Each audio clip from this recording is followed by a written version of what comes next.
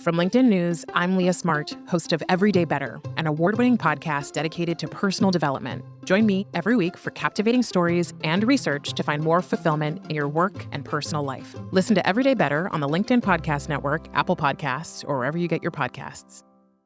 Did you know that small and medium businesses make up 98% of the global economy, but most B2B marketers still treat them as a one-size-fits-all? LinkedIn's Meet the SMB report reveals why that's a missed opportunity and how you can reach these fast-moving decision makers effectively. Learn more at linkedin.com/meet-the-SMB.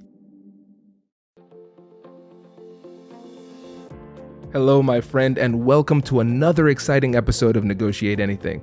Thanks for joining us today. With over 10 million downloads and listeners from more than 180 different countries, it's dedicated listeners just like you who have made Negotiate Anything the #1 negotiation podcast in the world. I'm your host, Kwame Christian. I'm a business lawyer, mediator, author, and the proud CEO of the American Negotiation Institute. Now, before we get into today's insightful conversation, I have a golden opportunity for those of you who recognize the power of negotiation in your professional lives.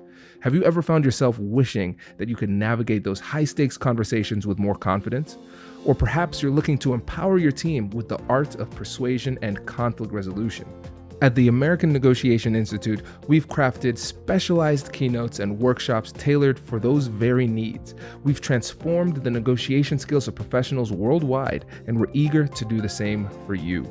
We believe the best things in life are on the other side of difficult conversations, and our goal is to help you improve your lives and the lives of those around you, one difficult conversation at a time.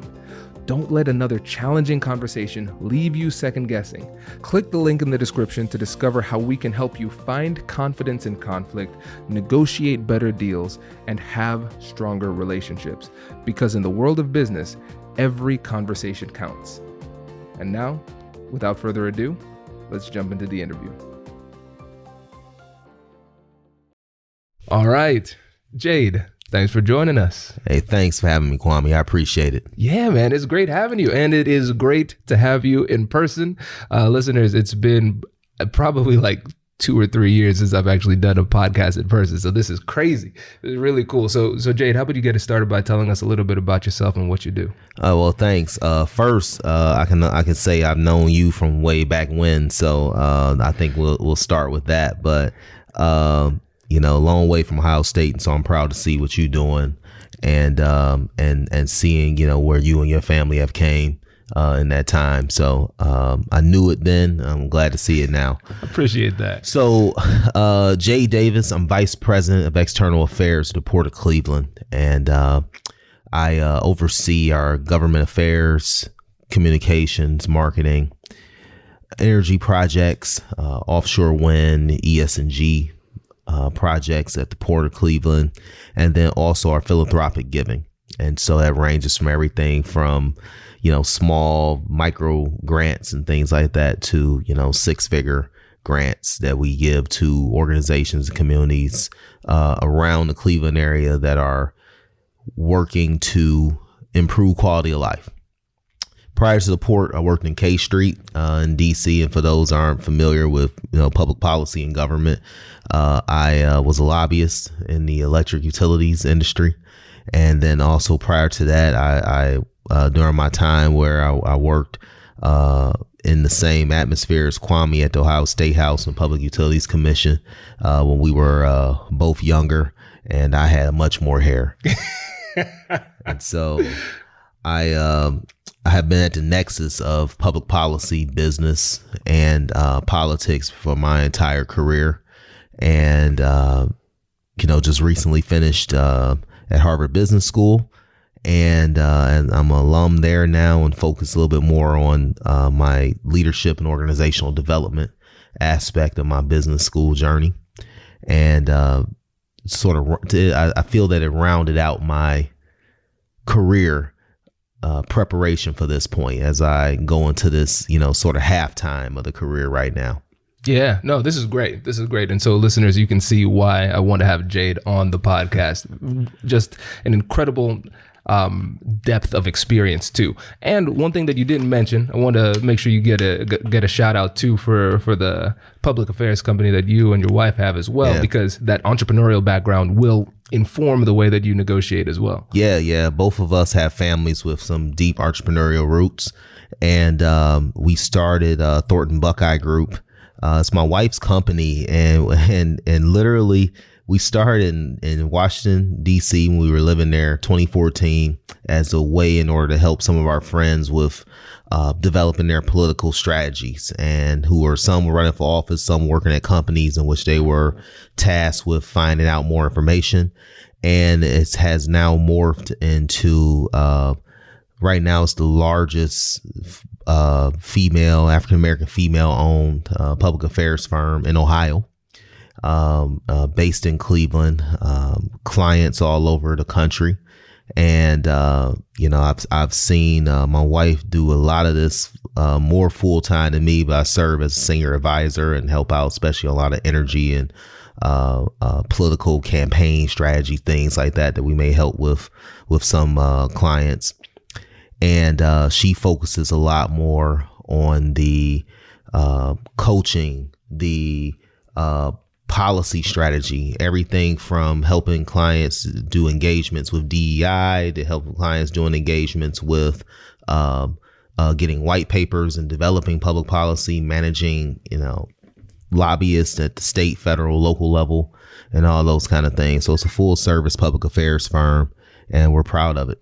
This is great. This is great. So I think we have set the stage for your life. And really what we're going to do is we're going to use your professional career as a case study for different negotiation and persuasion endeavors. And so the focus of this episode is going to be on how to get to yes, essentially how to persuade as a leader. And so when you think about your approach to leading and managing and moving people from one position to another position with your communication style, what would you say is your ultimate goal in every conversation? I would say, depending on what the what role I play within this negotiation, it is to get to yes, especially if I am managing up and I'm talking to my CEO and we're trying to figure out what to do. He may have a different opinion, or he or she may have a different opinion. And I am trying to figure out how do I maintain my role, autonomy, and all those kind of things while still making sure that I'm delivering what's needed.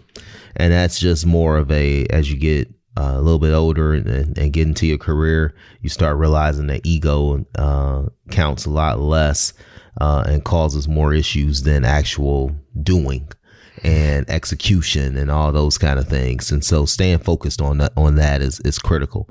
When I'm managing laterally or to subordinates, is making sure that they're experiencing me as a leader, as a colleague, in a way that leaves them feeling heard, transparent, and what is needed, that they have direction that is actual direction and not just task mastering, that they feel whole from the interaction, and that I could be vulnerable enough to convey what it is that I really need to get done, what the vision really is for this task, and being vulnerable enough to receive things and be able to pivot if needed. Sometimes you're just wrong. and that's just the key, and that's just something that I've seen for a lot of people that could be the hardest part of their professional journey, of just being told, like, well, you're not the brightest, you're not the smartest, you don't know everything about all these intricate things. You're great, but just like Jordan won with Pippen and Grant and Rodman and all these other people. Like, that's still my GOAT. But I don't know if our GOAT gets 6 rings without having these other great compliments and around him of people who are great in their own right. And I'll tell you, just being in leadership and things like that, a lot of this for me was forged And I had a boss tell me a long time ago, I was like, well, how do you know how to do these things? How do you know how to do these things? They're like, well, because I screwed them up. And when dealing and working throughout, my early career. Hello, my friends. Before we get back to today's episode, I want to ask you a question. Have you ever wondered how to elevate your team's negotiation game and how you can help the folks on your team have better, difficult conversations? At the American Negotiation Institute, we offer transformative keynotes and workshops tailored to empower professionals with top-tier negotiation and conflict resolution skills. Whether it's a keynote for your next event or hands-on training for your team, we've got you covered. Don't just negotiate. Master the art with the American Negotiation Institute. Click the link in the description to find out more. Elevate, negotiate, and succeed. Small and medium businesses don't have time to waste, and neither do marketers trying to reach them. On LinkedIn, more SMB decision makers are actively looking for new solutions to help them grow, whether it's software or financial services. Our Meet the SMB report breaks down how these businesses buy and what really influences their choices. Learn more at linkedin.com/meet-the-SMB. That's linkedin.com/meet-the-SMB. Learning to lead by being willing to be a teammate first and foremost really helped me become to take the next step in my leadership journey, and what I had to realize too in my own right, like it was good, it was great, it was I had traversed pretty well by my mid-30s and had hit all the markers, as far as titles, pay, autonomy, all these kind of things. And I found myself thinking like, okay, what's next? And if I can't see what's next, why? And I remember my wife sat me down and was like, well, maybe you're not ready for it. And you married the right person when they can just be brutally honest to you. And shout out to Crystal Davis, my wife, 10 years now, next month in August. So, but we had this conversation, and I remember sitting there like, okay, babe, I got you. All right, I got you. But I'm still thinking like, no, I'm great. I'm good at what I do. I'm good at what I do. I'm sitting there thinking this. And she told me, a few months later, we're having the same conversation. She's like, well, until you realize that what got you here isn't going to get you to the next level. And I'm like, what did you say? Like, well, what got you here was good. Like, it was great. But what's going to get you to the next level is development of something else. And for me, that development was making sure that I could lead and I could be a teammate in a very authentic and vulnerable way that allowed people to really understand like what my motivations are. This is great. And there's so many interesting things that you said that I want to dig into. I think let's dig. The first interesting thing was somebody in the Cleveland area admitting that Michael Jordan is the greatest of all time. I think that was fascinating. But that's for a different podcast. I'm of that generation. You see Blackish and see Andre Johnson's shoe closet. I have plenty of Jordans in my shoe closet. So. And I think a lot of guys, whether we were diehard Cavs fans or not, growing up, we all wanted those Jordans and wanted the jerseys and all those kind of things. Yeah, it's hard to shake. It's hard to shake. But I think one of the interesting things that I loved about this was you talking about the conversation with Crystal, your wife, because one of the things you mentioned before was managing egos. When you're managing up, when you're talking to the CEO of your company, you have to manage that ego. But in that conversation, she had to manage your ego, and it took time too, because she planted the seed in a conversation, and then a few months later, she revisited that conversation and challenged you again.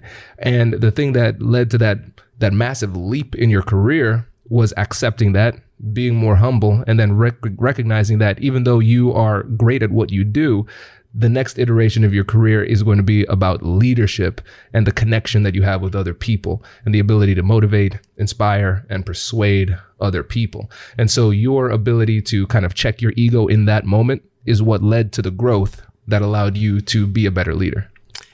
You captured it even better than what I just said it.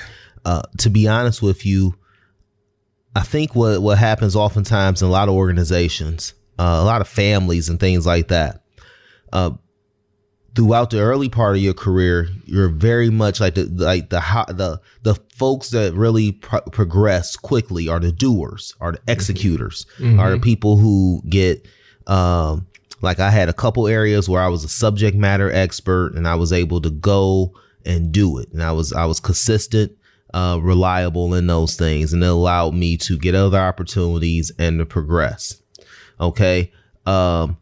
That's very different from executive leadership, to where you're not doing as much as you are facilitating information to, whether it be your board or whether it be investors or whether it be other colleagues in the various trade groups and things like that. And you're facilitating that kind of communication to them internally and externally within your folks, and you're managing processes. You're sitting down every day, probably a couple times a day, dealing with, okay, what is this division doing? Are we hitting our KPIs there? What is that division doing? Are we hitting our KPIs there? Why or why not? What can we continue to do better? These are questions you're asking now. And you still have doers who are going to be future leaders, who are going to be sitting in that seat someday, who are executing those things and getting those and hitting those KPIs, or trying to figure out why they're not, and adjusting and things like that. What we sometimes fail to do is that when I had got into leadership position, I was coming out of a doer mind frame. And so I'm leading as a doer, and I'm leading people who are also doers. And I'm saying, okay, let's get this done. Like, we got it, like hell or high water. Let's get this done. Let's get these things done. This is how we got to work. This is how we got to do it. And it's like, well, I'm not quite sure. I'm not quite clear on that vision. I'm not quite clear on these things. I'm not quite clear on that. And a lot of organizations, and individuals, and me included, had a hard time, for about a year and a half or so of my career, thinking like, well, am I good at this? Am I right at this? Am I leading us to the right place at the port? And it was when I realized, with the help of Crystal, that, well, your role is different. It's still about getting to the goal, but your role in getting to that goal is very different now.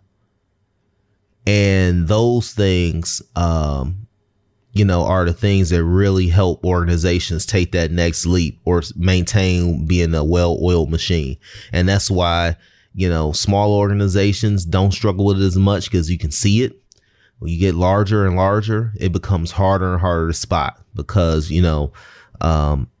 success is great. Everybody wants to be a part of it.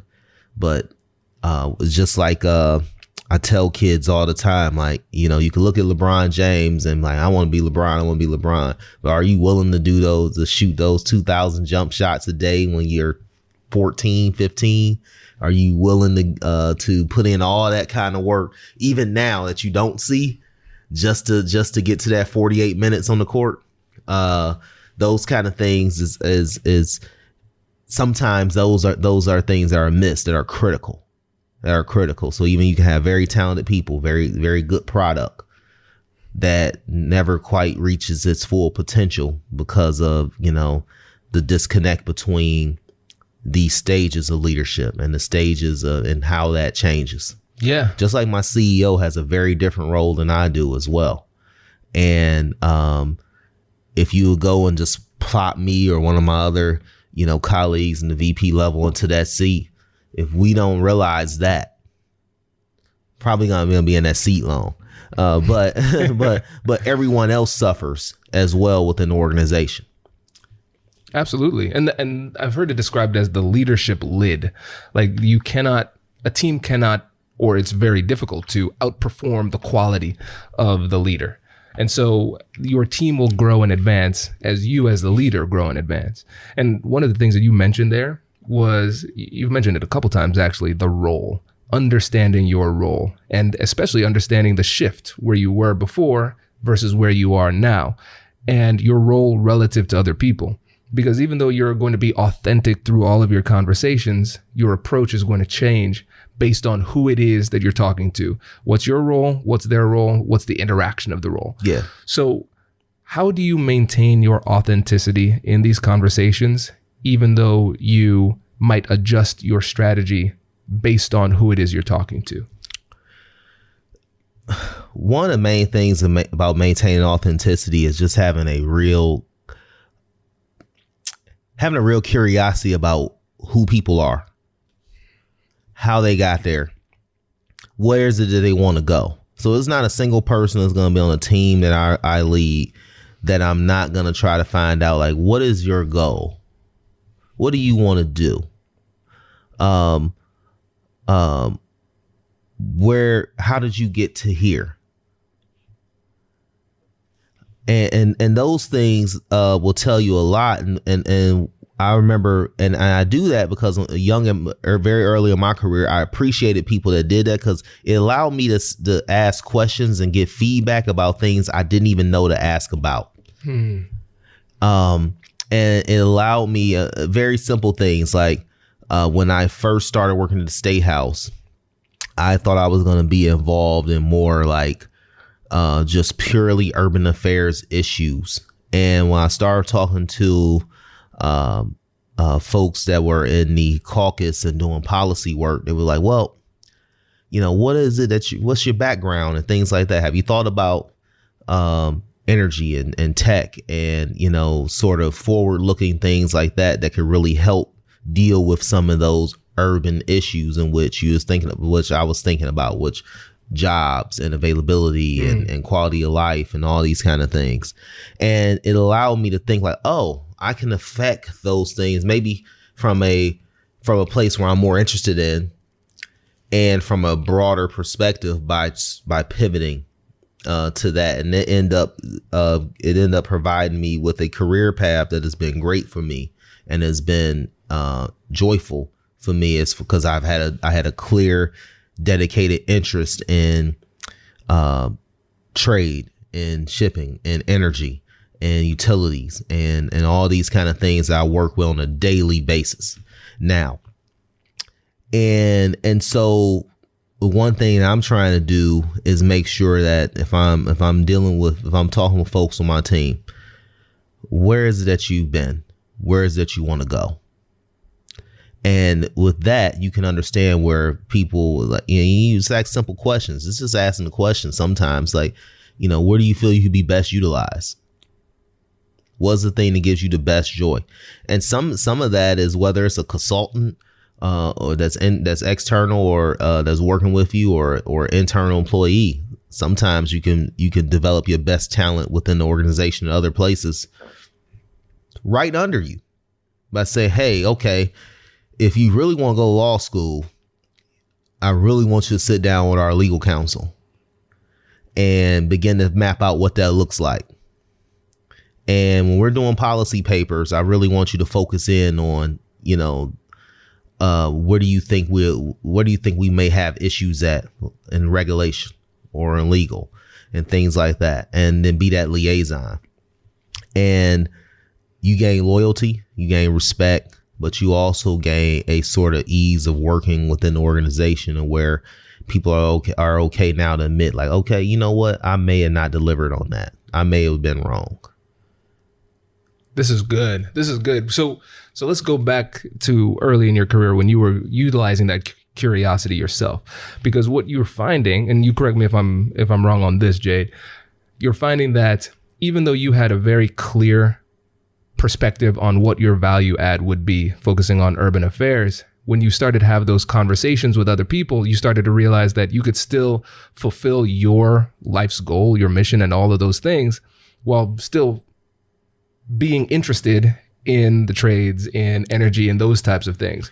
right? And so you were able to make a minor tweak, but still it was in alignment with your overall goal, right? To be honest with you, early on in career, it's not even early on career, throughout life, you only know what you know. You only know what you've been exposed to. Yeah. You only know what is relative to your experience. And so for a lot of folks, when especially if you're like me, you're a first generation college student, you get out of college, you work a little bit, go to grad school, you get, okay, now I got this job. I am like an adult now. And it's like, okay, I know these things. I'm going to go do these things. And it's like, well, have you ever thought about this? Have you ever thought about that? And part of that is because I had leaders who were willing to have those conversations with me.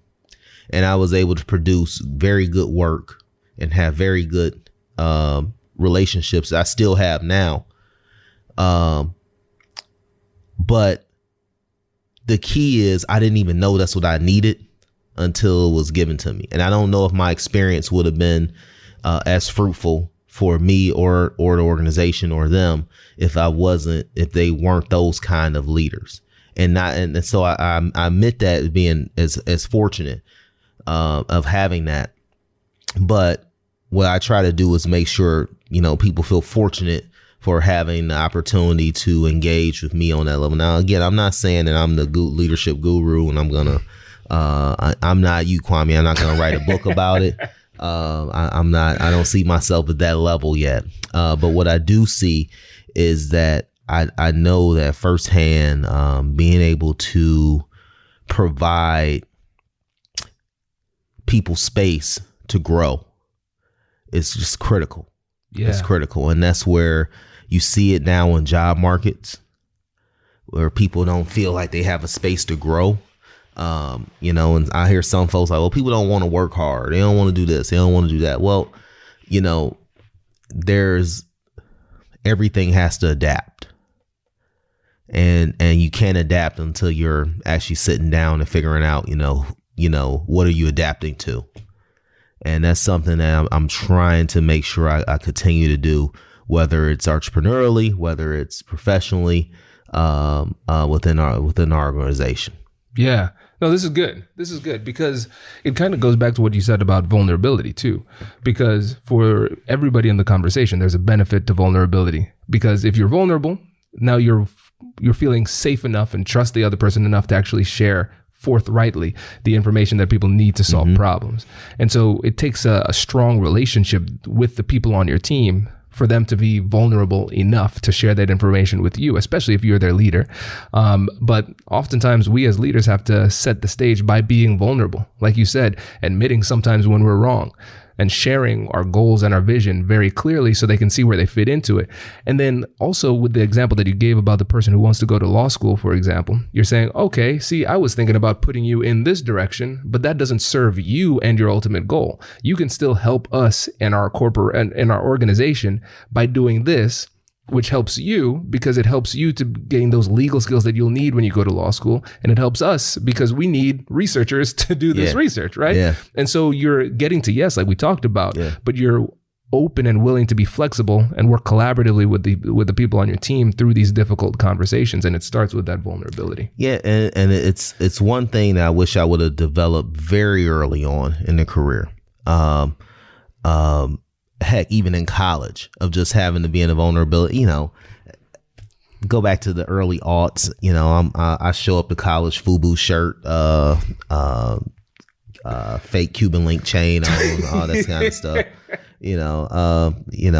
hey, and people could laugh about it, but I know if we go pull out those college IDs from the early 2000s, it'd be the same thing for many of you folks. But I didn't think there was a space and a place for that, for just, asking these questions. I'm at the school. I'm with people from all around the world. I'm on a football team playing with guys from all over the country. And very few times my first 2-3 years, I just sit down and ask you like, so, what is your family do? What are you looking to do? Like, why are you majoring in this? Or why are you majoring in that? And so one thing that I'm talking with my nieces and nephews about, I always have, is like, hey, continue to network, but don't just network just to get to know folks, like get to know who they are, and all those kind of things. And I think that that is something you have to sort of learn, because I'm not quite sure that it's something you may have to unlearn, of not connecting with people, because I'm not quite sure that's something that's being taught. It's not going to be taught in school to connect with people on that kind of level. And for a lot of families, us included as parents, you're trying to make sure your kids are very set on being the best versions of them. And, connecting with other folks on a deeper level is very much like not a top tier issue when you're raising them. And so that's something I think that the connection piece is just critical. And I'm not saying, sit down and tell folks, your darkest, deepest secrets or nothing like that. What I am saying is that being open to having a conversation about the person that wants to pivot to law school, being open to conversation to persons like, this is just not, this is, I see myself in your position one day. How do I get there? And don't take it as a threat, but take it as, okay, this is an opportunity to develop the next wave of leadership.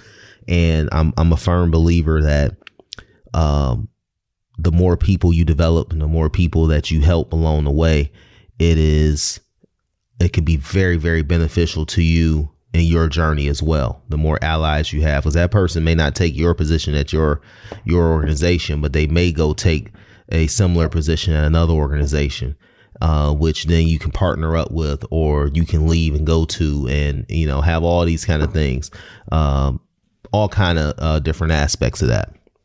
And so great. I think it's just keeping the connection and being open to the connections. Yeah, no, that makes a lot of sense. And being open, it's much easier said than done. And like you said, much. You have to unlearn that previous, I would say a lot of times it's self-preservation, because we see the risk of sharing. I heard one of my previous podcast guests, Austin Hill, he described trust and vulnerability really interestingly. He said, when you're being vulnerable with somebody, you are giving them the keys to your own destruction and hoping they don't destroy you. Mm-hmm. And I mean, like, when you think about that level of gravity, that's pretty significant, And like you said, you're not always sharing your deepest, darkest secrets, but you do recognize, like, hey, if I open myself up, there is some kind of danger if they take it the wrong way. But you have to take those small incremental risks. And I think about them almost like relationship tests. Yeah. Can I trust you with this? Oh, you passed the test. I can trust you with a little bit more. Mm-hmm. And then as you keep on doing that, you deepen the relationship. And then those difficult conversations that we talk about all the time on the podcast become a whole lot easier, because people are sharing information and genuinely working together to try to solve the problem, make things better. Yeah. And I think, and when you talk about vulnerability, I mean, some of it is just, it's just being honest with folks. Like, I don't have the answers here. I don't know. This is sort of outside of my previous experience.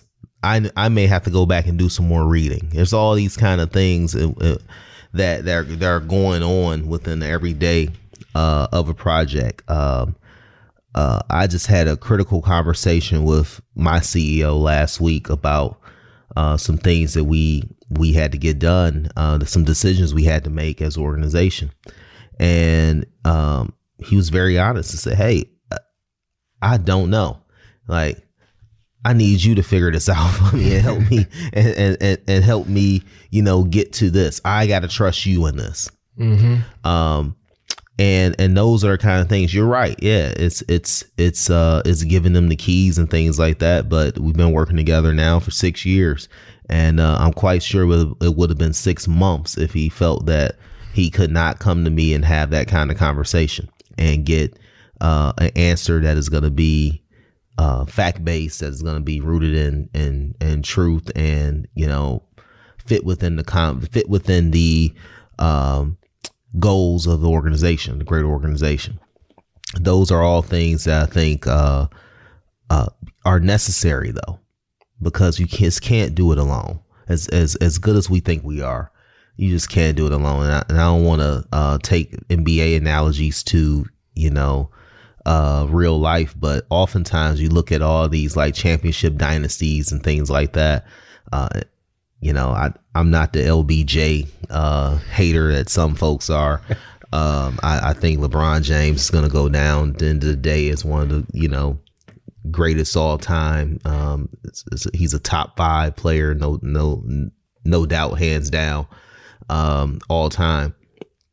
But people say, well, he needed so much help. And I'm looking around like, go through all these dynasties, go back to the 40s and 50s, like Hall of Famers galore on all these teams that won 3, 4, 5, 6 titles. These weren't just, this weren't YMCA guys that were out there with 1 star.